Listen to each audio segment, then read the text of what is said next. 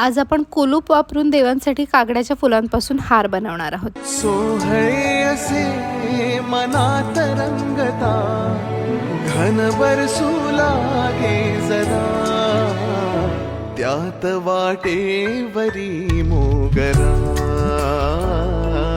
वाटेवरी मोगरा।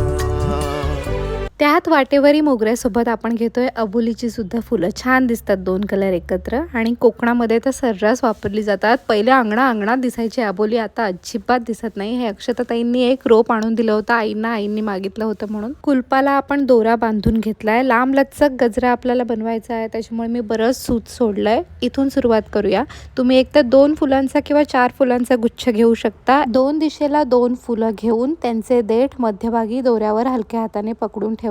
हा जो लूज सोडलेला दोरा आहे तो ताणलेल्या दोऱ्याच्या वरून टाकायचा आणि खालून खेचायचा, तर अशी व्यवस्थित एक गाठ बसते आणि त्यांनी फुलं जागची हालत नाहीत। ज्यांना गजरा बनवणं कठीण वाटतं त्यांनी हा उपाय करून बघा। माझ्या अंगवळणी पडलेली पद्धत आणि जी मला सोपी वाटते ती म्हणजे दोरा घ्यायचा, त्याच्यावर अशी फुलं ठेवायची, उजव्या हातातल्या सुताचा वेढा द्यायचा फुलाच्या देठांना, खालून काढायचा तो वेढा, 3 बोटांची रिंग करून वरचं फूल आणि देठातून घालायचा आणि त्याच्यातनं खालचा उरलेला जो दोरा आहे तो बाहेर काढायचा, म्हणजे ही एक अशी गाठ बसते। ही पहा अशी। पुन्हा एकदा बघून घ्या। जितक्या जवळ आपल्याला दुसरी फुलं घेता येतील तितक्या जवळ घ्यायचं, म्हणजे गजरा दिसायला छान दिसतो। जेव्हा मी नवीन शिकत होते तेव्हा माझ्याकडून पण बऱ्याच चुका व्हायच्या। फुलं देठातून तुटायची कारण घट्ट गाठ व्हायची, कधी गाठ एवढी सैल व्हायची की त्याच्यातून फुलं निखळून पडायची। हळूहळू जसं मी करत गेले तसं होत गेलं आणि तेव्हा ना ही थेरपी होती एक प्रकारची सोलसाठी आपल्या।